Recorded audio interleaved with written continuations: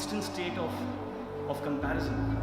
কতগুলো বছর মিলে তৈরি হয় একটি জীবন, কতগুলো মাস নিয়ে হয় একটি বছর, আর একটি দিন মিলে তৈরি হয় একটি মাস। খুব ছোট করে বলে এক একটি দিন তোমার কাছে এক একটি জীবনের সমান। আর তাই আজ আমরা যে বিষয়টি নিয়ে কথা বলবো তা হলো দ্য ডিসঅ্যাপিয়ার ডে মেথড।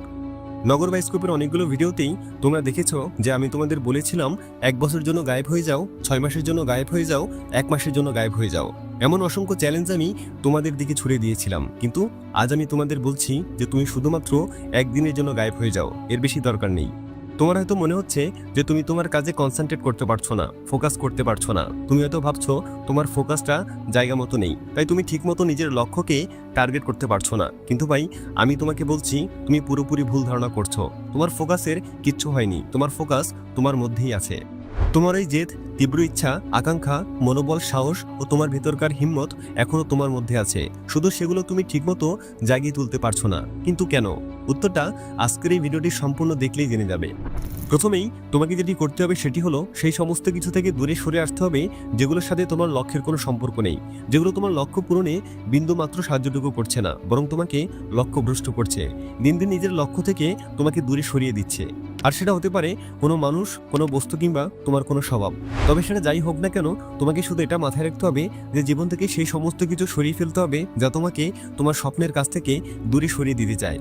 ব্যাপারটা নিয়ে কথা বলতে গেলে তোমার হাতে থাকা ওই বস্তুটির কথা না বললেই নয়। হ্যাঁ, ঠিকই ধরেছ, বলছি তোমার হাতে থাকা ওই মোবাইল ফোনের কথা, যেটা তোমার সবচেয়ে বেশি ক্ষতি করছে, নষ্ট করছে তোমার মূল্যবান সময়, এক মানসিক ব্যাধি তোমার মধ্যে জাগিয়ে দিচ্ছে।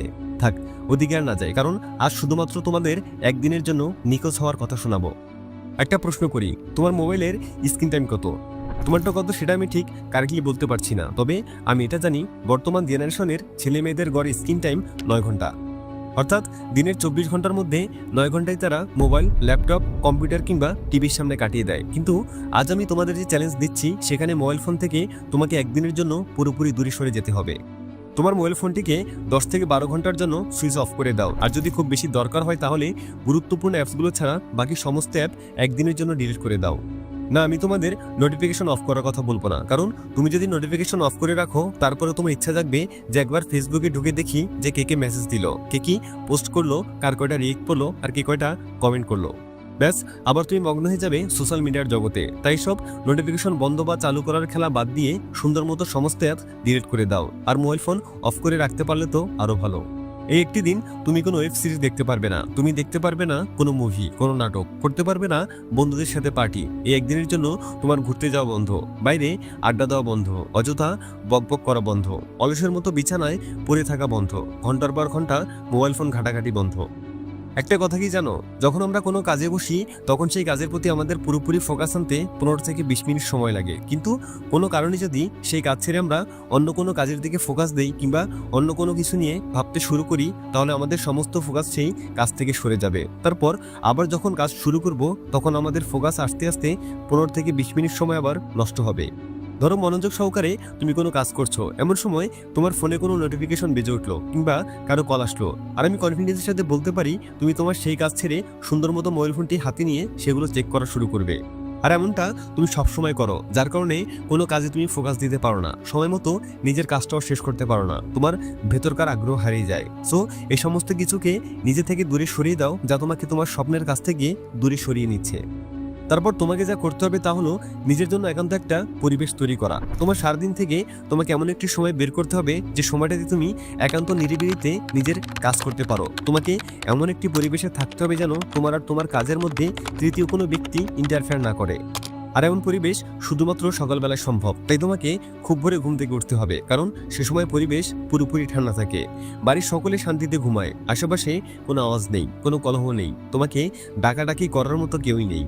অর্থাৎ তোমার আর তোমার কাজের মধ্যে বাধা হয়ে দাঁড়ার মতো কেউই থাকে না। তাই সকাল সকাল ঘুম থেকে উঠে তোমাকে নিজের জন্য 2 থেকে 3 ঘন্টার সময় বের করতে হবে।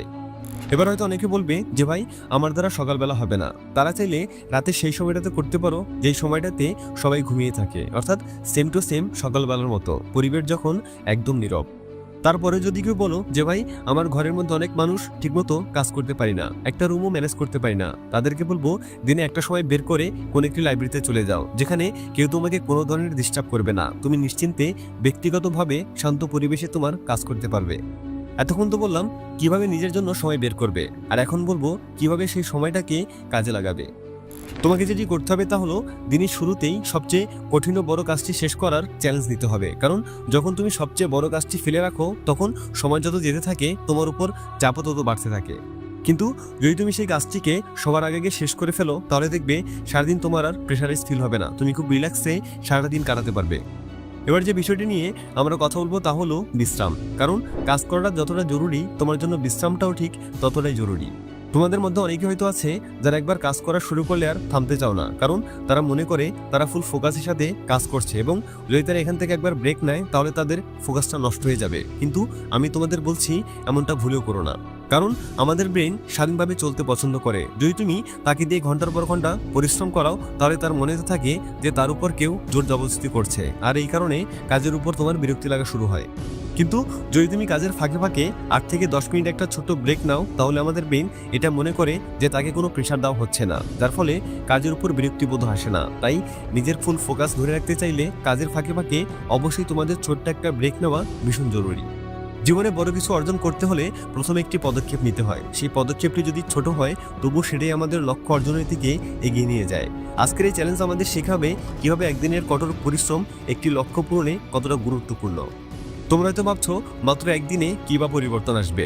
বন্ধুরা, একদিনের কাজ হয়তো পুরো পৃথিবী বদলে দিবে না, কিন্তু এটি আমাদের মনোভাব এবং মানসিকতাকে বদলে দিতে পারে। এটি আমাদের শিখিয়ে দেবে যে ইচ্ছা শক্তি দিয়ে আমরা যে কোনো কিছু করতে পারি। আজকের এই একদিনের জন্য তোমার সব দ্বিধা, অলসতা এবং নেতিবাচক চিন্তাগুলোকে দূরে সরিয়ে রাখো। তোমার কাজের প্রতি 100% ফোকাস দাও। প্রতিটি মুহূর্তে নিজের সেরা কাজটি করার চেষ্টা করো। নিজেকে প্রশ্ন করো, আমি কি আমার সর্বোচ্চটুকু দিচ্ছি? এই একদিনের জন্য কঠোর পরিশ্রম হয়তো তোমার জীবনের দিক পরিবর্তন করতে পারে। হয়তো তুমি নতুন কিছু শিখতে পারবে, হয়তো তোমার কাজের প্রতি ভালোবাসা বাড়বে, কিংবা হয়তো তুমি বুঝতে পারবে যে তোমার ক্ষমতা আসলে কতটা অসীম। তাই আসো আজকের এই দিনটিকে আমরা নিজেদের জন্য একটি উৎসর্গিত দিন হিসেবে ঘোষণা করি। আমরা প্রতিজ্ঞা করি যে এই একদিনের জন্য আমরা নিজেদের ক্লান্তি এবং ব্যর্থতার কথা চিন্তা করব না। আমরা সাহসী এবং আত্মবিশ্বাসী হয়ে কাজ করব। তোমাকে সবসময় এটা স্মরণ রাখতে হবে, বড় কিছু অর্জন শুরু হয় ছোট্ট একটি পদক্ষেপ দিয়ে। আজকের এই একদিনের চ্যালেঞ্জ হতে পারে তোমার জীবন পরিবর্তনের প্রথম ধাপ। তুমি কি প্রস্তুত? আসো নিজেদের সর্বোচ্চ দিয়ে একদিনের কঠোর পরিশ্রমের এই চ্যালেঞ্জ গ্রহণ করি এবং নিজেদের শক্তি ও সক্ষমতা দেখাই। ভালো লাগলে ভিডিওতে একটি লাইক করে দিও, আর কমেন্টে অবশ্যই জানিয়ে চেও যে তুমি কি এই চ্যালেঞ্জ গ্রহণ করছো নাকি করোনি। দেখা হচ্ছে পরবর্তী ভিডিওতে। ততক্ষণ পর্যন্ত সাবস্ক্রাইব করে নগর বায়োস্কোপের সাথেই থাকো। Thanks for watching.